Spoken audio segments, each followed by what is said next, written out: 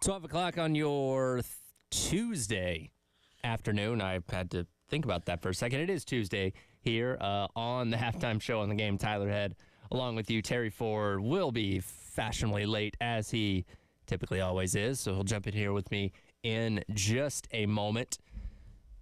Busy week. Very, very busy week here. Basketball obviously got a big game coming up tomorrow night for the men as they look to hopefully continue their momentum from winning that game against Ole Miss on Saturday to better position themselves for the NCAA tournament. Women in action on Thursday taking on Arkansas. And then tonight you have baseball taking on, really not even tonight, it's this afternoon, as of course those first couple of midweek games of the year always get played middle afternoon. Then another one today with baseball taking on Gardner-Webb, 4 o'clock first pitch, 3:45 pregame coverage starting at right here on the game. Again, first pitch coming up at 4 o'clock as the last hurdle for the Gamecocks before they take on the enemy from the upstate, Clemson, coming to town this upcoming weekend. You'll have the traditional 3 games, 3 different venues, Founders Park on Friday night, Segra on Saturday, and then upstate in Clemson on Sunday. And this is a Clemson team, top 10.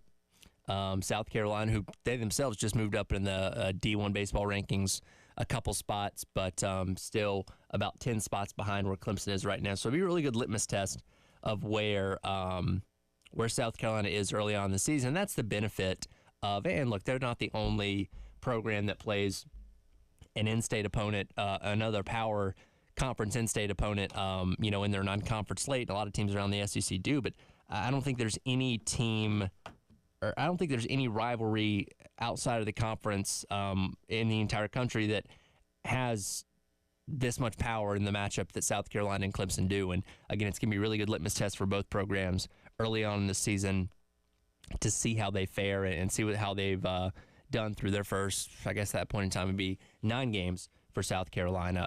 So again, that coming up this weekend. You do have to get through Gardner-Webb coming up later today. And looking at some of the numbers, this on paper is a game that South Carolina should not have a problem with. Now, again, baseball is a funny sport, and anybody can beat anyone else at any time, so you can't take any opponent lightly. But kind of diving into Gardner-Webb, this is a team that is 2-5 on the season so far. Their offensive numbers aren't that great, though they have been led by Tommy Tabarez, who is their 5'6" hole hitter. Fluctuated between those 2 spots a couple times this year. Guy was Pitt transfer, played at Pitt the past couple years, and really didn't do anything of note, but is very early on emerging as one of the best players in the Big South Conference with what he's been able to do at the plate, hitting .407 so far, 3 home runs. He only had 4 home runs in his first 2 years in his time there at Pitt, so he's coming along nicely in his time at Gardner-Webb so far. But outside of that, not a whole lot to write home about as far as the offense goes for the Fighting Bulldogs that are coming in later on tonight. They lead the Big South Conference in total strikeouts, and they only have a batting average of .246. So, again, this is a team that on paper South Carolina should be able to take advantage of, hopefully we'd love to see another run rule game and get this thing wrapped up pretty quickly and give you a lot of confidence going into your matchup this weekend as you take on Clemson.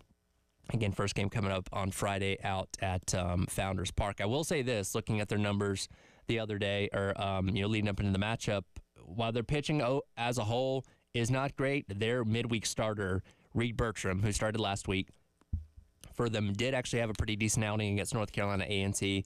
Through 4 innings, only giving up 2 hits. The bullpen came in and kind of let the team down after that as they lost that game 9-2. So that'll be interesting to see.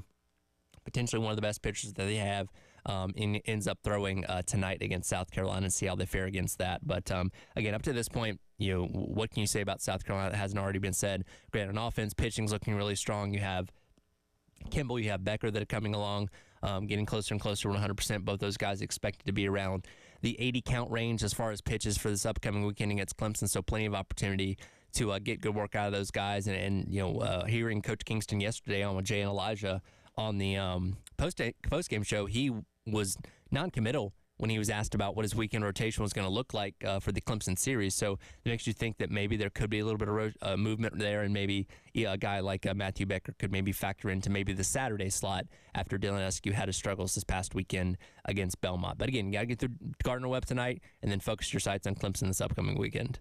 Hey, what's up? What's happening? Thanks for joining us. I spent the last 5 minutes untwirling my earbuds. Well, see, I was worried you were stuck in the elevator. But we actually had people, I hear, in our office building that were stuck in the elevator because today, what time? It was during the early game. Yeah, I was driving it. It was like right about 8. Yeah, the power went out in our big office building here. It's only 20 floors. Oh, yeah, only 20 floors. Only 20 floors, people. And so the word was that there were folks stuck in the elevator. That's my worst fear. Well, I had that happen here. I told you a story. I don't even want to I came in here on a Saturday because the best time to steal anything out of an office is when no one's there on Saturday. Sure. I mean, I was here to do some extra work. Did I slip? And so I'm in the elevator, and I'm going up, and all of a sudden it goes, and it just kind of stops. And I look up, and it's like, okay, it's at the 11th. It was stuck between the 11th and 12th floor. So I just called down here to the our intense security, and I said, yeah, I'm kind of stuck between floors. I'm in the elevator. So, and this is what the great part was. So the security dude, they're all cool. And so he goes, okay, man, let me get a hold of the guy that runs the building, guy Jim. And Jim's about 80 years old. Right. I mean, Jim, you would never think he's that old by watching, but Jim still legit looks about 60. Sure. And so all of a sudden, I'm in the elevator. I'm just waiting. You know, the funniest part was I bought a pizza. Oh, no. Oh, yeah, I had pizza with me. I had hit Pizza Hut because I was hankering for a meat lover's pan. Okay. So I got a meat lover's pan. I'm in the elevator. I'm going, you know what? Might as well eat. What else can I do? So I'm sitting there munching on like a slice of the meat lover's pan over the box. And all of a sudden, the door starts jiggling. I'm like, oh, cool. And it's Jim, like 75-year-old Jim, ripping the thing open like he's one of the Avengers. He's like, he looked like the Hulk. It turned all green. Come on out. And I'm like, all right, thanks, Jim. Did you offer him some pizza? I said, man, have a slice. Pretty intimidating cat there, man. But yeah, I mean, he just pulled the thing on open and I stepped out and we were good. But I was probably stuck 10 minutes. 10 minutes too long. See, I'm one of those people that, and the elevators here are very fast. We go from the bottom to 19 in like 2 seconds. It's really amazing. So anytime I ride a different elevator that is a lot slower, it almost kind of freaks me out, especially because, you watch the numbers and it dings on your floor and it gives the arrow up or down or whatever, direction the elevator is going to end up going. And there's a natural like 2 to 3 seconds after that when the door is supposed to open. Well, some elevators are slower. So when the number pops up on the floor you're supposed to be on, and then the door just doesn't open, that like silent panic starts to set in. I'm like, oh no, this is the time that's going to happen. I'm really going to be stuck in this elevator. Knock on wood. Inevitably that door always opens, but I'm afraid it's going to happen one of these days. What's funny, you're like a very mellow dude. I am. I can't see you getting all crazy and anxious and whacked out in the elevator. Yeah, elevators. I'm funny about heights too. How about escalators? Not escalators. I went out with a girl that was petrified she was going to get sucked into an escalator. It's moving She stairs. would never take the escalator. Just step off before it comes to the... That's what I told her. I said, this is not tough. You know what? She probably watched that Final Destination movie.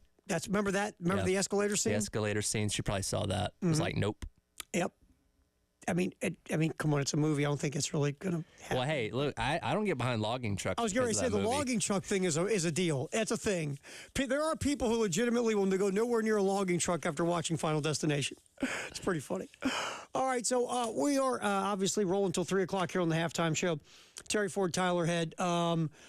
We're gonna get to. Mike Uva's gonna pop with us at 1:15. We're gonna talk about Gamecocks at the Combine. We'll talk about obviously James Coley taking off, and basketball. We're rolling near the end here for both the men and the women, so we got a lot of stuff to get in with Mike Uva. He put up an interesting post about the Combine on Gamecock Central. So I didn't know Mike was also going to be yapping with you guys earlier, or I'd have told Uva to double feature. Beat it. But now we'll get our buddy Mike Uva on at 1:15. And we will talk in the next segment about Gamecocks at the Combine because you have 5, I think, off the top of my head. That's correct. And, we'll get into, we talked about this yesterday, the silliness that is the Combine. But we will take a look at it to say who could, at the Underwear Olympics, help themselves in the draft. We're not saying you're going to go and be a first-round pick or go from a sixth-round pick to a second-round pick, but who, in the context of this ridiculousness and this circus that is the combine, who can help themselves and how they can do it. We'll get into that coming up. Also, we got to figure this out. Are our phones still messed up? Because we've had we can make a trial run and see. Because we do have baseball tickets for this afternoon to give away. We can try and give them away. No promises, but we'll give it a shot. If not, we might have to go through our social media accounts. Perhaps. And see if we can do it that way. But we will give away. Do you know how many pairs of tickets we have to give I was away? told by Josh 2 pairs earlier, unless he's told you a different number. We will try this hour to give. Matter of fact, around 12:30, we will try to open up the phone lines and see if they actually work. It's been a fun day. Oh, yeah. It's been, I'm parked out on the street. I have to keep updating my meter every 30 minutes. Like, it's been a wild time. Well, I'll tell you what happened, too, and we'll give you a little behind the curtain really quick. So we do the game TV. And look, we are a medium market radio station in the country. Right. Not to bore you, we're roughly market 85 in the country, which puts us in a medium market. Like Charlotte is a big market. We're a medium market radio station. So we're like in the middle of the bigs and the smalls. The bigs have staffs of people who run their video channels and their social media stuff and everything.